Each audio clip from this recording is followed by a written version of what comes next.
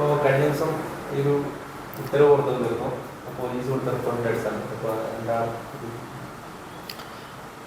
ഇന്നലെയാണ് 107 കേസിൽ എന്നെ പ്രതിയാക്കി എന്നുള്ള റിപ്പോർട്ട് പോലീസ് ഇവിടെ കൊണ്ടുവന്നു തന്നത്. ഈ 107 കേസ് എന്ന് പറഞ്ഞാൽ സ്വാഭാവികമായി സമൂഹത്തിലെ ജനങ്ങളുടെ സമാധാന ജീവിതത്തിനും സാമൂഹിക ജീവിതത്തിനും ഭംഗം വരുത്തുന്ന സ്ഥിരം ക്രിമിനലുകൾക്കെതിരെ, ഗുണ്ടകൾക്കെതിരെ ചാർജ് ചെയ്യുന്ന കേസാണ് CRPC 107 എന്ന് പറയുന്നത്. ഞാനൊരു ദീർഘകാലമായിട്ട് തൃശ്ശൂരിലൊരു പൊതുപ്രവർത്തകനാണ്. ഇതുവരെ എൻ്റെ പൊതുജീവിതത്തിൽ ഒരു തരത്തിലുള്ള ക്രിമിനൽ കേസുകളിൽ ഞാൻ പ്രതിയല്ല. ആകെ കേസുകൾ എന്ന് പറയുന്നത് പൊതുജനങ്ങൾക്ക് വേണ്ടി നടത്തിയിട്ടുള്ള സമരങ്ങൾ മാത്രമാണ്. ഇപ്പോൾ കരുവന്നൂർ സമരം, കേരയിൽ സമരം, ശബരിമല സമരം തുടങ്ങിയിട്ടുള്ള തീർത്തും ജനാധിപത്യ രീതിയിൽ നടത്തിയിട്ടുള്ള സമരങ്ങളിൽ മാത്രം, അത്തരം കേസുകളിൽ മാത്രമാണ് ഞാൻ ഉൾപ്പെട്ടിട്ടുള്ളത്. അതല്ലാതെ ഏതെങ്കിലും തരത്തിലുള്ള ക്രിമിനൽ കേസുകളിൽ ഞാൻ പ്രതിയല്ല. അപ്പോൾ അങ്ങനെയുള്ള ഒരാളെ ഗുണ്ടകൾക്ക് ചാർത്തുന്ന, സ്ഥിരം ക്രിമിനലുകൾക്ക് ചാർത്തുന്ന, സമൂഹത്തിന് ഭീഷണിയാകുന്ന ആളുകൾക്ക് ചാർജ് ചെയ്യുന്ന കേസ് എനിക്കെതിരെ ചാർജ് ചെയ്തു എന്ന് പറയുമ്പോൾ അത് തീർച്ചയായിട്ടും രാഷ്ട്രീയ പ്രേരിതമാണ്. അതൊരു രാഷ്ട്രീയ പകപോക്കലാണ്. കഴിഞ്ഞ ലോക്സഭാ തെരഞ്ഞെടുപ്പ് കാലത്ത് ഇവിടെ സുരേഷ് ഗോപിയുടെ വിജയത്തിന് വേണ്ടിയിട്ട് കാര്യമായിട്ട് പരിശ്രമിച്ചു എന്നുള്ള വൈരാഗ്യം തീർക്കാൻ വേണ്ടി ബോധപൂർവം ഈ 107 കേസ് എനിക്കെതിരെ ചാർജ് ചെയ്തിട്ടുള്ളതാണ് എന്നാണ് ഞാൻ മനസ്സിലാക്കുന്നത്. അതിനെ ഞങ്ങൾ രാഷ്ട്രീയമായിട്ടും നിയമപരമായിട്ടും നേരിടാനാണ് തീരുമാനിച്ചിട്ടുള്ളത്.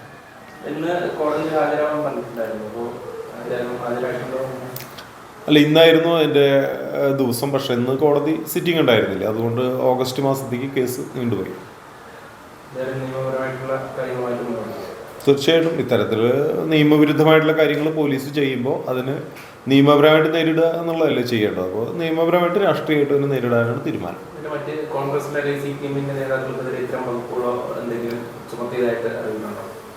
ഇല്ല, ഞങ്ങളുടെ അന്വേഷണത്തിൽ ഇത്തരത്തിൽ ഒരു കേസും മറ്റൊരു രാഷ്ട്രീയ പാർട്ടി നേതാക്കന്മാർക്കെതിരെ ചാർജ് ചെയ്തതായിട്ട് ഞങ്ങൾക്ക് മനസ്സിലാക്കാൻ സാധിച്ചിട്ടില്ല. എന്നേക്കാൾ കൂടുതൽ നിരവധി കേസുകളുള്ള, ക്രിമിനൽ കേസുകൾ പോലുള്ള നിരവധി രാഷ്ട്രീയ നേതാക്കന്മാർ തൃശ്ശൂരുണ്ട്.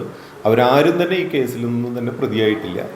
അപ്പോൾ ഞാനിപ്പോൾ ഇന്നലെ ഈ 107 നോട്ടീസ് കൊണ്ടുവന്ന സമയത്ത് അത് നോക്കുമ്പോൾ ആ 107 ചാർജ് ചെയ്യാൻ അവർ കാരണമായിട്ട് പറഞ്ഞിട്ടുള്ളത് വേറൊരു 324 കേസാണ്. ആ കേസും കള്ളക്കേസാണ്. ആ 324 കേസിൻ്റെ ബേസിലാണ് ഇപ്പോൾ എനിക്കെതിരെ 107 ചാർജ് ചെയ്തിട്ടുള്ളത്. ആ 324 കേസ് എന്ന് പറയുന്നത് ശ്രീ നരേന്ദ്രമോദിജി പ്രസംഗിച്ച വേദിയിൽ ചാണകവെള്ളം തളിക്കാൻ കോൺഗ്രസ്സുകാർ, യൂത്ത് കോൺഗ്രസ്സുകാർ വന്ന സമയത്ത് അവിടെ ഒരു പ്രതിഷേധം ഉണ്ടായി. ആ പ്രതിഷേധം അറിഞ്ഞ സമയത്ത് ഞാൻ അവിടെ ചെന്നിരുന്നു. ഞാൻ അവിടുത്തെ മാധ്യമ പ്രവർത്തകരെ കണ്ട് സംസാരിച്ചിരുന്നു.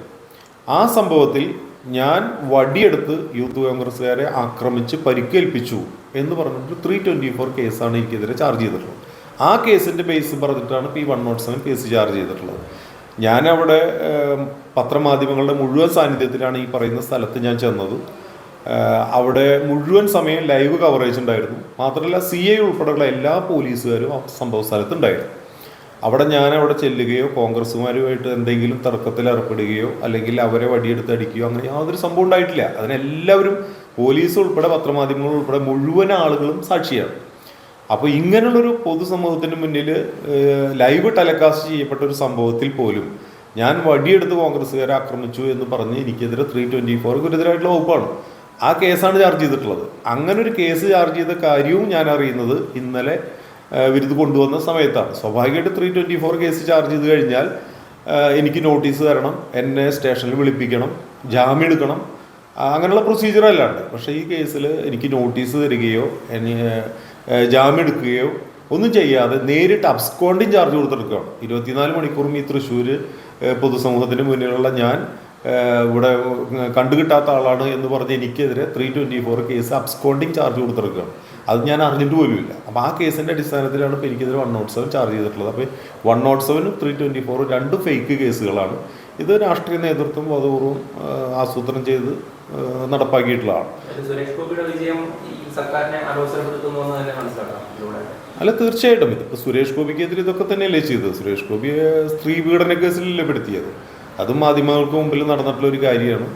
അതിലും സ്ത്രീയെ പീഡിപ്പിക്കാൻ ശ്രമിച്ചു എന്നുള്ള കേസാണ് സുരേഷ് ഗോപിക്കെതിരെ ചാർജ് ചെയ്തത്.